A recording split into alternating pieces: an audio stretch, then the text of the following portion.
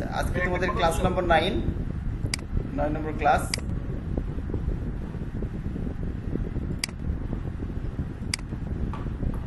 আচ্ছা আমরা দেখি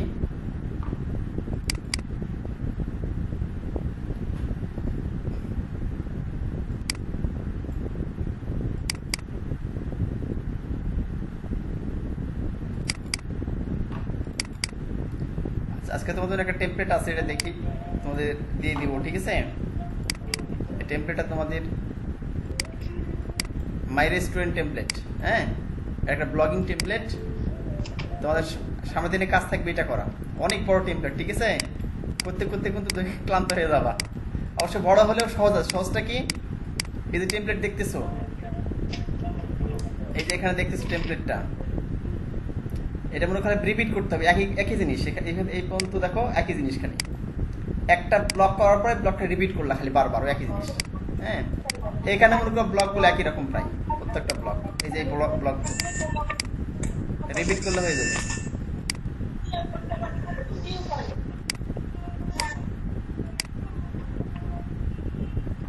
বুঝা যাচ্ছে কি? স্যার আমার তো লোডিং আসছে, নেটের একটু সমস্যা হয়তো, হ্যাঁ চলে আসবে, টেনশন করবে না। স্বামী তো ইয়ে হচ্ছে, কানেক্টই হচ্ছে না, স্বামীর সাথে কথা বললাম, হ্যাঁ ওটা প্রবলেম। একটু অনলাইনে ক্লাস করতে একটু মেনে নিতে হবে, সমস্যা নেই, হ্যাঁ। হয়তো এখানে করলে একটু সমস্যা হচ্ছে, পরে ভিডিও দেখে নিলা। বাংলাদেশ এখন পুরোপুরি ডিজিটাল হতে পারেনি, বুঝলি? জি স্যার। এই জন্য যা আছে তাই নিয়ে ঝাঁপিয়ে পড়তে হবে। আচ্ছা আমরা শুরু করি। এই টেমপ্লেট আজকে তোমাদের দিয়ে দিব, হ্যাঁ। এটা খুব সুন্দরভাবে করবা। এটা হচ্ছে ব্লগিং টেমপ্লেট। আজকে ক্লাসটা তাড়াতাড়ি করা লাগবে, বিদ্যুৎ নাই তো, কারেন্ট চলে যাচ্ছে বৃষ্টির জন্য, তাই না? আচ্ছা ঠিক আছে, চার্জ বেশি নাই। আচ্ছা আচ্ছা ঠিক আছে, নাও। আচ্ছা আমি তো ক্লাস শুরু করে দিই, হ্যাঁ। অ্যাকচুয়ালি তোমাদের জন্য দেরি হয়। 6 মিনিট চলবে ল্যাপটপ। আচ্ছা দেখো, সেটা হচ্ছে আজকে আমরা সিএসএস ব্যাকগ্রাউন্ড দেখবো, হ্যাঁ। Background colour, background image, background repeat image, background attachment, position, ঠিক আছে? জি স্যার। এই বিষয়গুলো দেখবো আমরা।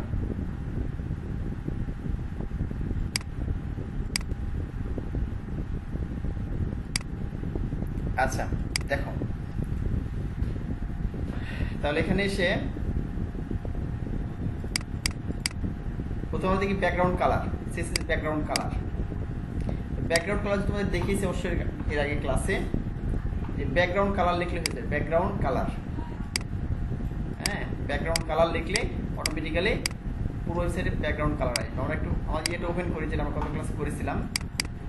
ক্লিক করলাম,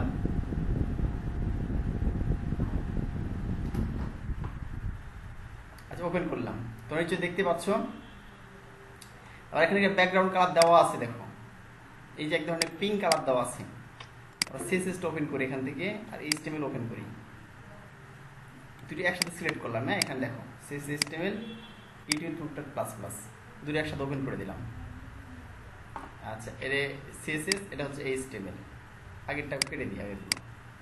আচ্ছা এটা আমরা এইচটিএমএল করেছিলাম আর এটা সিএসএস করেছিলাম। এখন দেখো এখানে যে বডিতে কি ব্যাকগ্রাউন্ড দেওয়া আছে, একটা ব্যাকগ্রাউন্ড কালার পিঙ্ক লেখা আছে, হ্যাঁ। আমি এখানে অন্য কোনো কালার দিয়ে দিলে সেই কালার হয়ে যাবে অটোমেটিক্যালি। তাহলে এর প্রপার্টি কি, ব্যাকগ্রাউন্ড কালার। তোমার দেখি এই সিজনে রিপিট করলাম না, হ্যাঁ, এটা স্কিপ করে চলে গেলাম। তাহলে তুমি যে কোনো কালার দিলে সেই কালারটা এখানে শো করবে। আমি এখানে ব্যাকগ্রাউন্ড কালার কি দিতে পারি, মানে ওই কালার নাম না দিয়ে হেক্স কোড দিতে পারি, পিক্সি দেওয়ার মাধ্যমে করতে পারি, ঠিক আছে? তুমি কালার কোড দিতে পারো, হ্যাশ দিয়ে 6টা কোড দিয়ে করতে পারো, অথবা RGB কালার দিতে পারো, দিলে কাজ করবে, সমস্যা নেই। এখন ধরো আমরা অনেক সময় কি করি, ব্যাকগ্রাউন্ডে আগের আমাদের যে ওয়েবসাইটটা ছিল, হ্যাঁ, এই যে আমরা টেমপ্লেটটা দেখি, গত ক্লাসে যেটা দিয়েছিলাম তোমাদের টেমপ্লেট, এইটা 3 নম্বর টেমপ্লেট। দেখো এর ব্যাকগ্রাউন্ডে একটা ছবি আছে না, দেখো পুরো একটা ব্যাকগ্রাউন্ডের সুন্দর ছবি দেওয়া আছে। উপরে আকাশ, নিচে হচ্ছে এই যে দেখো পাহাড়ি এলাকা, এই সাইডে মাঝখানে হচ্ছে নদীর মতো লাগছে, আর এই পাশে দেখা যাচ্ছে গাছপালা আছে, হ্যাঁ, নিচ থেকে একবার ঢালু জায়গা। এটা পুরো একটা ব্যাকগ্রাউন্ড, বুঝছো? এরকম যদি ছবিকে ব্যবহার করতে চাই ব্যাকগ্রাউন্ড হিসেবে, যে পুরো এই যে ওয়েবসাইট আমাদের ওয়েবসাইটে ব্যাকগ্রাউন্ডে থাকবে ছবি।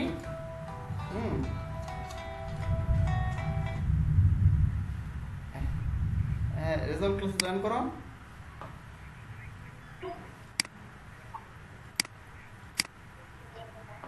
লোড, আচ্ছা আচ্ছা, লোডশেডিং না? আচ্ছা সমস্যা নেই, পরে হচ্ছে তোমার ইমেল থেকে ইউটিউবে ভিডিও লিঙ্ক দেওয়া থাকবে, দেখে নিও। হ্যাঁ, আর টেমপ্লেট দিয়ে দেবো, টেমপ্লেট নিয়ে করে ফেলবা, ঠিক আছে? আচ্ছা আচ্ছা আচ্ছা, ঠিক আছে। আচ্ছা আচ্ছা,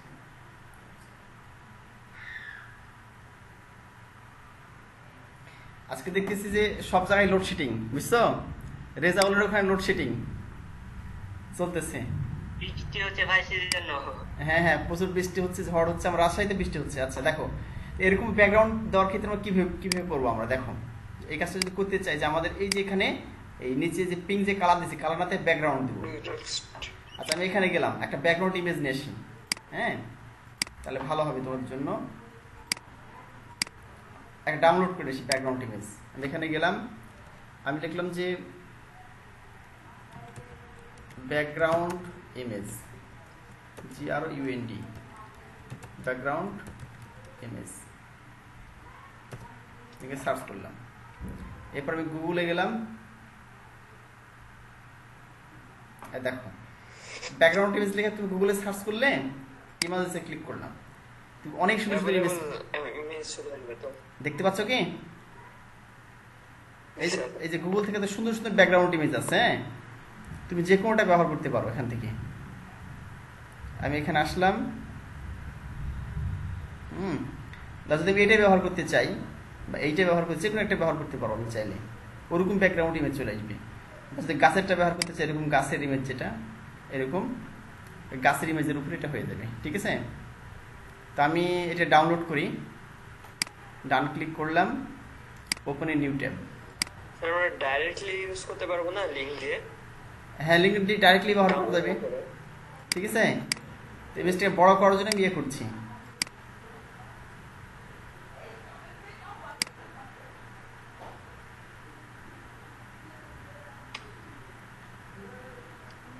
আচ্ছা, আমরা এই ইমেজটা নিয়ে নেব, ডান ক্লিক করলাম,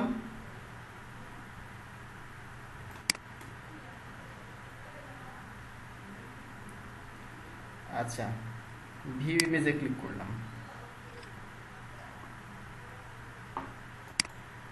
ডান ক্লিক করে সেভ ইমেজেস করলাম। এই ইমেজটা ছোট মনে হচ্ছে দেখছি সাইজে। ওহো, এটা তো তোমার সাধারণ ইমেজ না। আচ্ছা অন্যটা নিয়ে, হ্যাঁ, ওটা একটি অন্য সাইজের ইমেজ, মানে WEP, মানে ইমেজের ইয়েটা হচ্ছে যে যেটা ফরম্যাট বলে, ফরম্যাটটা আলাদা। এটা কি ইমেজ? এটা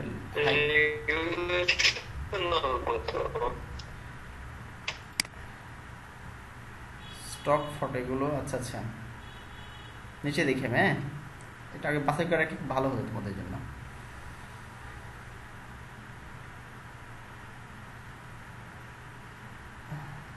আচ্ছা আমি এমনি ব্যাকগ্রাউন্ড ইমেজ একটা দিয়ে দিই এখান থেকে।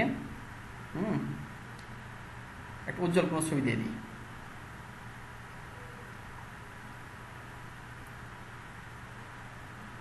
এটা দিলাম মনে করো।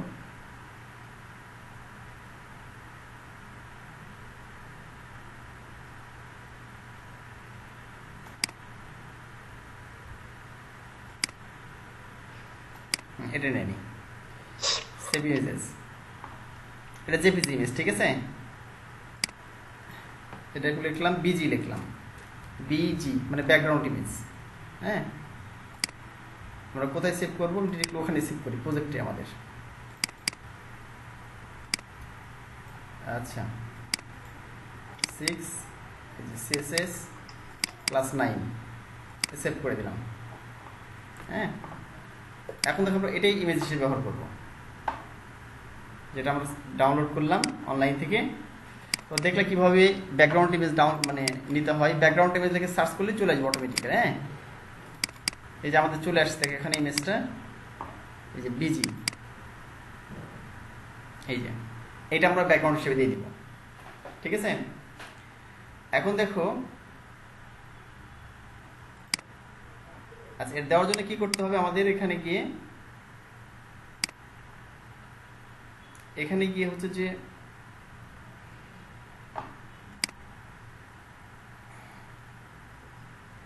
ব্যাকগ্রাউন্ড কালার আমরা দেখেছি, background image, CSS background image. আচ্ছা, সিএসএস ব্যাকগ্রাউন্ড ইমেজের জন্য যে কাজটা করতে হবে দেখো, সেটা বলছে এখানে যে, একটু বড় করে দিই, ব্যাকগ্রাউন্ড ইমেজ লিখতে হবে। আমরা লিখেছিলাম ব্যাকগ্রাউন্ড কালার, ঠিক আছে? প্রপার্টির নাম ছিল আমাদের ব্যাকগ্রাউন্ড কালার। এখানে দেখা যাচ্ছে ব্যাকগ্রাউন্ড কালার যা ইমেজ দিয়ে দিতে হবে, ঠিক আছে? ব্যাকগ্রাউন্ড ইমেজ দেওয়ার পর ইউআরএল লিখতে হবে। আমরা কিন্তু এই ক্ষেত্রে ইউআরএল লিখে ডিরেক্টলি নাম লিখে দিয়েছিলাম কালারের, যে ব্যাকগ্রাউন্ড কালার এই। আর এখানে ইউআরএল লিখে ফার্স্ট ব্র্যাকেট দিতে হবে। ফার্স্ট ব্র্যাকেট তারপরে কোড এর ফুল মিনিংটা কি? আচ্ছা, ইউআরএল মানে হচ্ছে ইউনিভার্সাল রিসোর্স লোকেটর। ইউআরএল এর পূর্ণরূপ হচ্ছে ইউনিভার্সাল রিসোর্স লোকেটর। হ্যাঁ, এটা হচ্ছে যে তোমার লোকেটর। এটা এই ইউআরএল হচ্ছে যে কোনো একটা ওয়েবসাইটের লিঙ্ক, বুঝছো? ঠিকানা, কোনো একটা ওয়েবসাইট একটা নির্দিষ্ট পেজের বা দেখাচ্ছে একটা নির্দিষ্ট ঠিকানা, ঠিক আছে? ইউআরএল বলা হয়। আচ্ছা, তো আমি যদি এই কাজটা করতে চাই যে ব্যাকগ্রাউন্ড ইমেজ নিব, তাহলে আমি এটাই কপি করলাম। এখানে গিয়ে আমি যে বডি ইমেজ যেটা আছে না, এই যে বডি কালার পিঙ্ক দেওয়া আছে, আমি এখানে বসিয়ে দিলাম। এই যে বডি কালার যেখানে ছিল সেখানে বডি ইমেজ, ব্যাকগ্রাউন্ড ইমেজ দিয়ে দিলাম। যেহেতু বডি দিয়ে দেবো, তাই না? এখানে কালারটা কোথায় দিয়েছি? এই যে আমাদের ওয়েবসাইটে কালার দিয়েছি বডিতে। তো আমরা কোথায় দেবো এটা? বডিতে। এই জন্য বডি নিয়ে এসছি, বইতে বডি নিয়ে এসছি। এই যে আমাদের HTML থেকে বডি নিয়ে এসছি, এই যে বডি, কারণ এই পুরোটাই হলো বডি, কিন্তু পুরোটাই বডি। আচ্ছা, আমরা এখন কি করতে হবে? বডিতে এমনি দেওয়া ছিল ওখানে paper.zip এর একটা নাম দেওয়া ছিল। আমাদের নাম কি আছে? আমাদের হচ্ছে যে bg.jpg, তাই না? আমাদের ইমেজটার নাম হচ্ছে bg.jpg নাম। আমাদের এখানে bg.jpg কপি করবো এখানটা, ধরো, বা হাতে লিখলে হবে, একই বিষয়। কোথায় দিয়ে দেবো? এখানে দিয়ে দিব, দিয়ে দিলাম bg.jpg। তারপর সেভ করলাম। সেভ করার পরে রিলোড করবো। এবার এখানে আসে কিনা দেখি। এই দেখো, চলে আসছে না? তো ইমেজটা হচ্ছে যে ছোট, বুঝতে পারছো? ইমেজটা হচ্ছে এর তুলনায় ছোট, এই পুরো স্ক্রিনের তুলনায় ছোট। এটা রিপিট হয়েছে অটোমেটিক্যালি, রিপিট হয়ে এখানে মধ্যে জোড়া লেগে গেছে, দেখছো কি? হোয়াইটের সমান দিলাম, তাহলে এখানে এই পর্যন্ত ইমেজটা এখান থেকে এত বড়, এই জন্য এই পর্যন্ত আবার রিপিট হয়েছে প্রথম থেকে পরের অংশটা, বুঝতে পারো না? এই হলো বিষয়। এবার থেকে চলে আসে, দেখো নিচেতে, নিচ দিকে আবার এখানে এসে রিপিট হয়ে গেছে ইমেজ।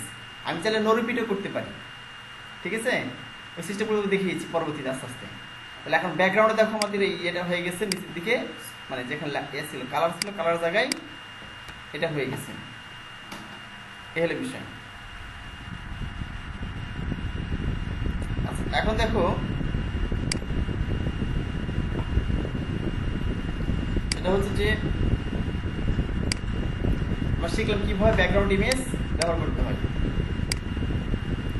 এবার চলো দেখি আমরা ব্যাকগ্রাউন্ড রিপিট কিভাবে করতে হয়, ঠিক আছে? রিপিট মানে হচ্ছে যে এই যে এত বড় ইমেজ ব্যবহার করেছি, মনে করো বিশাল ইমেজ ব্যবহার করেছি আমরা, এই ওয়েবসাইট কিন্তু ভারী হয়ে যায়, বুঝলো নি? এরকম তুমি বড় বড় ইমেজ ব্যবহার করো, তার ওয়েবসাইটটা ভারী হয়ে যাবে, তখন লোড হতে দেরি হবে। এটা আমি কি করতে পারি? এক নির্দিষ্ট কেটে এসে রিপিট করতে পারি পুরো ওয়েবসাইট, যেটা কিন্তু অটোমেটিক্যালি রিপিট হয়েছে। হ্যাঁ, আবার রিপিট আবার কি করতে পারি? দেখো, লিখতে হবে ব্যাকগ্রাউন্ড রিপিট।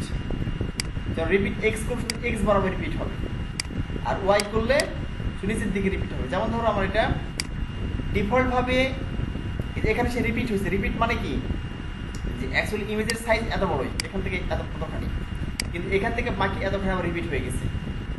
আবার নিচ দিকে এসে এখান থেকে নিচে এই পর্যন্ত দেখো রিপিট হয়েছে, বারবার রিপিট হয়েছে।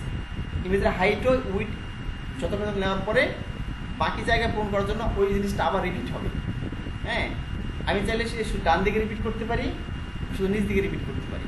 আমি যদি এখানে লিখে দিব, মনে করো আমি এখানে লিখে দিলাম বডির ভিতরে, হ্যাঁ, তারপর আমি এখানে লিখে দিলাম যে ব্যাকগ্রাউন্ড রিপিট ছিল, আমি লিখলাম BACK, হ্যাঁ, GROUND, ব্যাকগ্রাউন্ড রিপিট।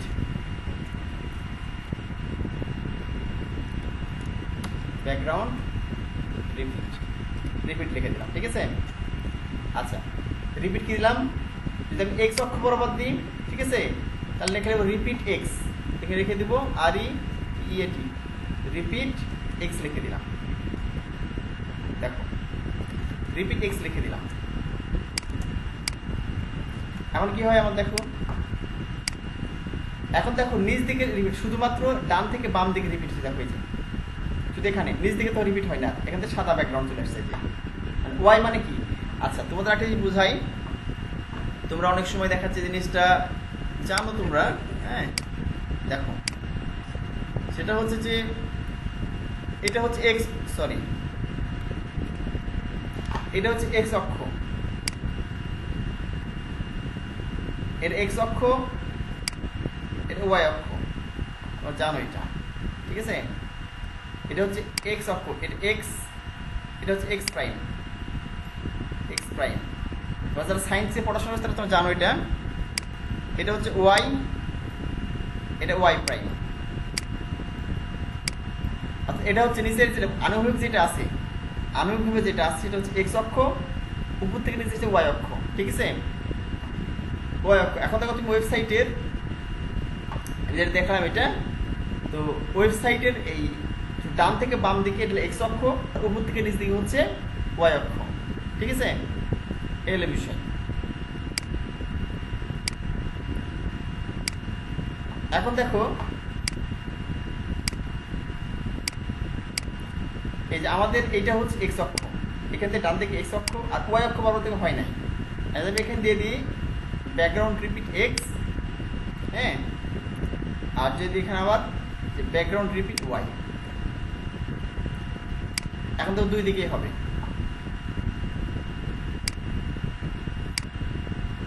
এখানে লিখে দিলাম background repeat X, background repeat Y.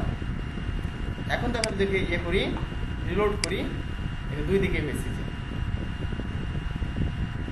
আচ্ছা, শুধু এইদিকে আছে রিপিট, শুধু ওয়াই আসছে, ঠিক আছে, রিপিট কিন্তু এক্স আসে নাই।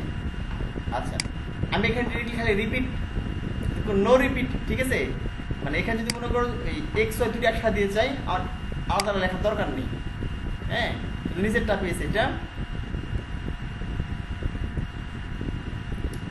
ডিফল্ট ভাবে সে কি হবে, এক্স ওয়াই দুটোই পাবে। দেখো এক্স ওয়াই ডিফল্ট ভাবে দুটোই পেয়েছে, এই যে ডান দিকে বাম দিকে উভয় দিকে আসছে।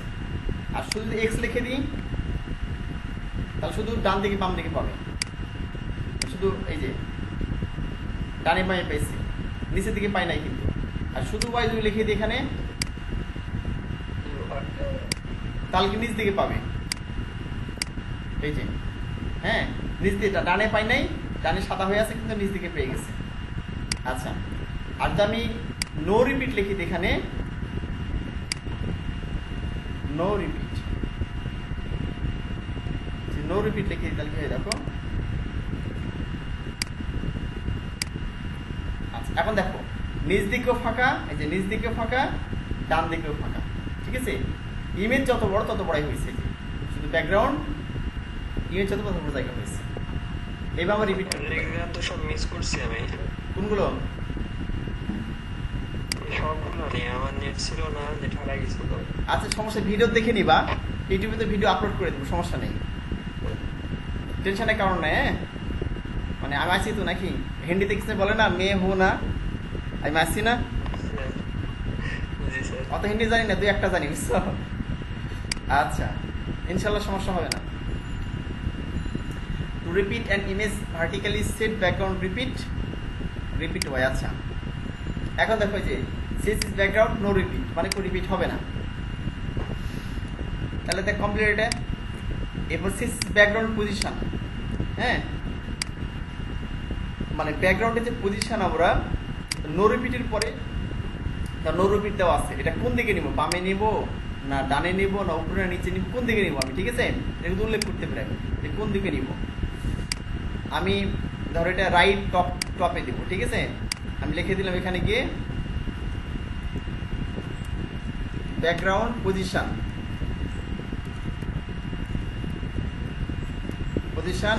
Right top RIGHT right hyphen top লিখে দিলাম। এখন দেখো কি হয়, রিলোড করলাম,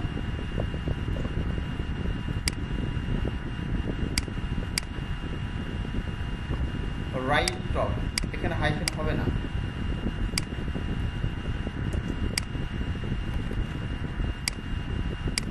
এই যে ডান দিকে চলে আসছে না। আচ্ছা 10 মিনিট আছে, হোক সমস্যা নাই। আচ্ছা বুঝতে পারো না, আমাদের বাম দিকে ছিল, ডান দিকে চলে আসছে, রাইট টপ দেওয়ার পরে বুঝতে পারো এখানে, বা লেফট টপ দিতে পারি, এরকম বিষয়গুলো আছে। এবার দেখবা ব্যাকগ্রাউন্ড অ্যাটাচমেন্ট, খুব কঠিন না বুঝছো, একবার তত দেখে দেখে করবা, একবার তোমরা দেখে দেখে করবে, ঠিক আছে? দেখবে যে অটোমেটিক্যালি পারতেছো, মানে যেই আমি প্রপার্টিগুলো ব্যবহার করতেছি, যে ব্যাকগ্রাউন্ড ইমেজ ব্যবহার করলাম, ব্যাকগ্রাউন্ড রিপিট ব্যবহার করলাম, ব্যাকগ্রাউন্ড পজিশন ব্যবহার করলাম, একবার করে ব্যবহার করবে, বলতে অটোমেটিক্যালি শিখে গেছো প্রপার্টিটা। বিষয় ব্যাকগ্রাউন্ড অ্যাটাচমেন্ট, এটা খুবই গুরুত্বপূর্ণ বুঝছো, ব্যাকগ্রাউন্ড অ্যাটাচমেন্টটা খুবই ইন্টারেস্টিং এবং গুরুত্বপূর্ণ। হ্যাঁ, তো ব্যাকগ্রাউন্ড অ্যাটাচমেন্ট করার জন্য যে কাজটা করতে হবে আমাদের, এক কাজ করে দেখানে ব্যাকগ্রাউন্ড রিপিটটা হচ্ছে আর ব্যাকগ্রাউন্ড পজিশন দুটোই বাদ দিন। হ্যাঁ,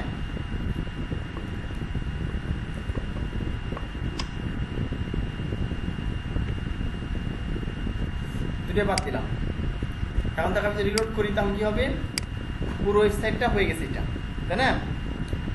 এখন মনে করো যে ব্যাকগ্রাউন্ড অ্যাটাচমেন্ট করলে কি হবে, ব্যাকগ্রাউন্ডটা স্থির থাকবে, মানে এই যে ব্যাকগ্রাউন্ডটা ওঠানামা করছে না, এর সাথে সাথে লেখার সাথে সাথে ব্যাকগ্রাউন্ড ওঠানামা করছে, তখন কি হবে, ব্যাকগ্রাউন্ডটা ওঠানামা করবে না, ব্যাকগ্রাউন্ডটা এই জায়গায় স্থির থাকবে, লেখাটা ওঠানামা করবে, লেখাটা ওই ওঠানামা করে নিচ দিকে উপর দিকে স্ক্রল আকারে দেখাবে এটা, ঠিক আছে? চলো দেখে ফেলি ব্যাকগ্রাউন্ড অ্যাটাচমেন্টটা। আচ্ছা আচ্ছা, যে লিখে দিই ব্যাকগ্রাউন্ড অ্যাটাচমেন্ট ফিক্স, ঠিক আছে? এটা লিখে দিলাম, মনে করো এগুলো থাকলেও সমস্যা নেই, তো দেখতে বেশি ভালো লাগবে। ব্যাকগ্রাউন্ড অ্যাটাচমেন্ট কি, ফিক্স লিখে দিলাম, এবার রিলোড করলাম। এবার দেখো এই যে লেখা, দেখো দেখছো কি, আমি মাউস ঘোরাচ্ছি, এই যে লেখা এবং এই যে উপরে যে ব্যাকগ্রাউন্ডের উপরে যে লেখা যেগুলো আছে, লেখা সহ এগুলো উপরে নিচে হচ্ছে, ব্যাকগ্রাউন্ডগুলো স্থির আছে। এটা প্রচুর ওয়েবসাইটে ব্যবহার করা হয় এই সিস্টেমটা, বুঝলাম? তাহলে এটা ব্যাকগ্রাউন্ড অ্যাটাচমেন্টের কাজ, এই হলো বিষয়। স্যার প্রায় সব ওয়েবসাইটে তাই না? হ্যাঁ, দেখাচ্ছে অনেক ওয়েবসাইটে ব্যবহার করা হয়, মানে বেশিরভাগ ওয়েবসাইটে ব্যবহার করা হয়, এটা খুব সুন্দর লাগে দেখতে, ব্যাকগ্রাউন্ড স্থির আছে এবং লেখা এই যে ওঠানামা করছে। আচ্ছা, এরপর দেখো, আচ্ছা আরেকটা আছে, মনে করো ব্যাকগ্রাউন্ড অ্যাটাচমেন্ট স্কল, হ্যাঁ, এটা আমরা ব্যবহার করতে পারি কিন্তু,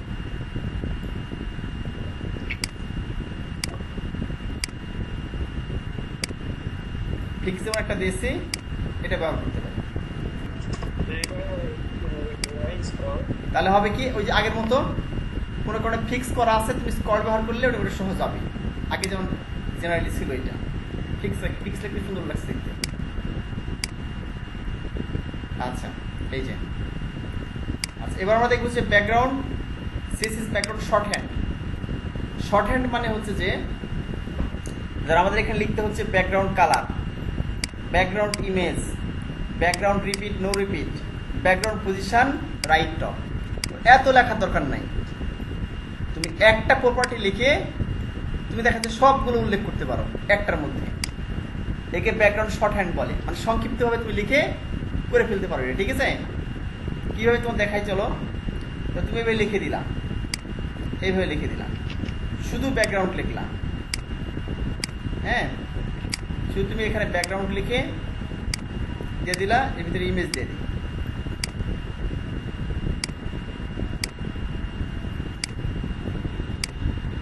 কেটে দিই, সরি,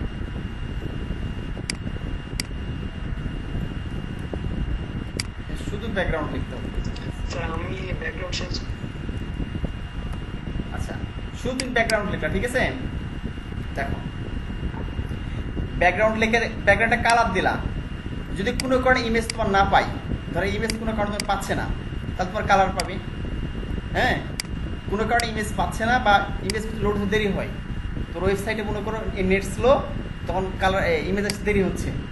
হ্যাঁ, সার্ভার থেকে ইমেজ দেরিতে আসবে, তখন তোর কী করতে হবে, এই এখানে কালার একটা কালার দিয়ে দিলা, যে যতক্ষণ লোড হবে না ইমেজ ততক্ষণ কালারটা শো করবে। আচ্ছা, তারপরে এই ইমেজ দিয়ে দিলাম।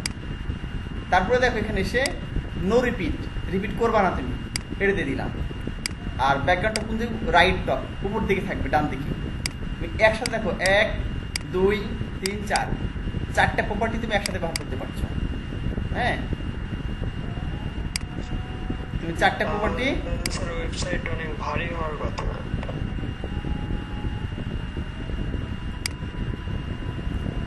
চারটে প্রপার্টি একসাথে ব্যবহার করতে পারছো। হ্যাঁ, তাহলে এখানে দেখো আমি এখন থেকে রিলোড করি, তো চারটে একসাথে পেয়ে যেতে।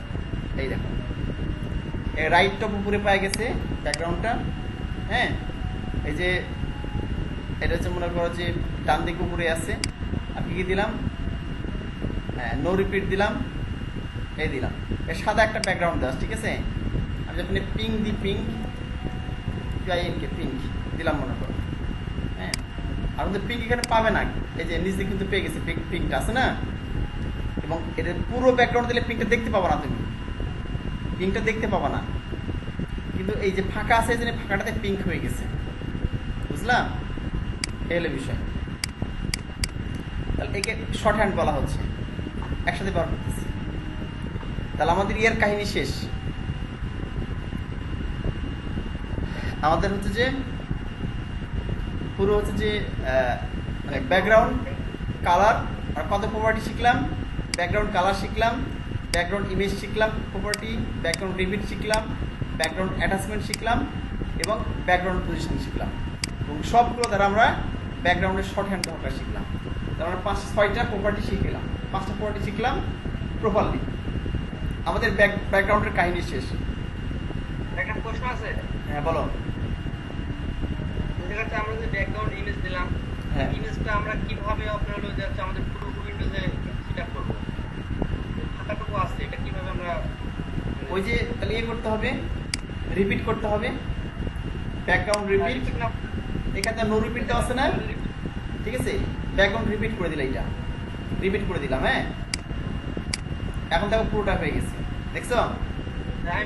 আমি বলছি যে দেখেন রিপিট করলে মাঝখানে দাগ আসছে, কিন্তু আমার কথা হচ্ছে আমরা যে ইমেজটা দিয়েছি হ্যাঁ, হ্যাঁ, এটাই পুরো উইন্ডোতে মানে দাগ না আসে নাকি? হ্যাঁ হ্যাঁ আচ্ছা আচ্ছা, বিষয়টা হচ্ছে যে আমাকে তাহলে ছোট করে কাটতে হবে ইমেজটা। হ্যাঁ, এই দাগটা বুঝতে পারতাম না যদি ইমেজটা একই ধরনের হতো। ইমেজটার মধ্যে একটা কালচে ভাব আছে, দেখো আমি যদি এতে যাই, আমরা যদি ইমেজে যাই তাহলে দেখতে পাবা ইমেজটা সব দিকে কিন্তু একই রকম না, এইদিকে একটু কালচে ভাব আছে, এদিকে আফসা। হ্যাঁ, এই জন্য দেখা যাচ্ছে দাগ চলে আসছে। আমি আর একটা সিস্টেম করতে পারি, তোমাদের দেখাতে পারি। সেটা হচ্ছে, জাহাঙ্গীর খুব সুন্দর প্রশ্ন করেছে, সেটা হচ্ছে কি যে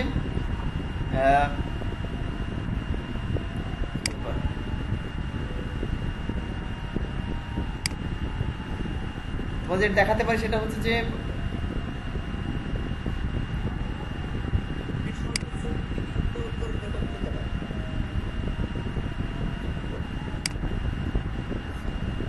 আচ্ছা, সেটা হচ্ছে ইমেজটা কেটে ব্যবহার করতে পারি। এতে কি হবে, সার্ভারের তো ইয়ে কম থাকবে। এখান থেকে এই পর্যন্ত কেটে যদি ব্যবহার করি, তাহলে তোমার দেখা যাচ্ছে যে ওই ইমেজটা ভারী হবে না, আবার দেখা যাচ্ছে যে ওই দ্রুত লোড হবে। এলিপশন কেটে কি ব্যবহার করবো, দেখো আমি একটা ইয়ে নিচ্ছি, কাটছি, দেখো ইমেজ, এখানে ক্লিক করলাম, ক্লিক করে চিকন করে কেটে নেবো আমি।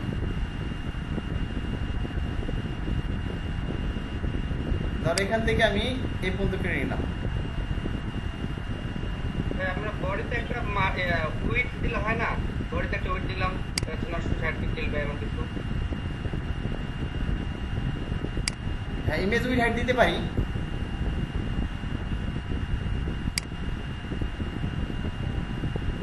ইমেজটাই বাড়িয়ে দিতে পারো, সমস্যা নাই। যদি ইমেজটাই বাড়িয়ে দাও, ঠিক আছে?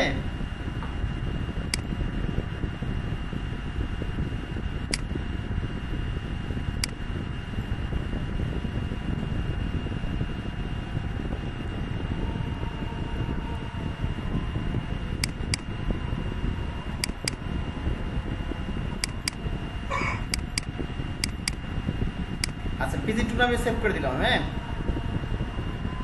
বিষয়টা হচ্ছে আমি এটা এমনিতেই বড় করতে পারি, এই দাগটা কিছু আসবে না। হ্যাঁ, ইমেজটা বড় করলে হয়ে গেল। তোমার এখানকার ওয়াইড কতখানি, হাইট, উইড হাইট কতখানি, ঠিক আছে? তুমি দেখাচ্ছে যে ইমেজের উইড হাইট 100% করে দিলা।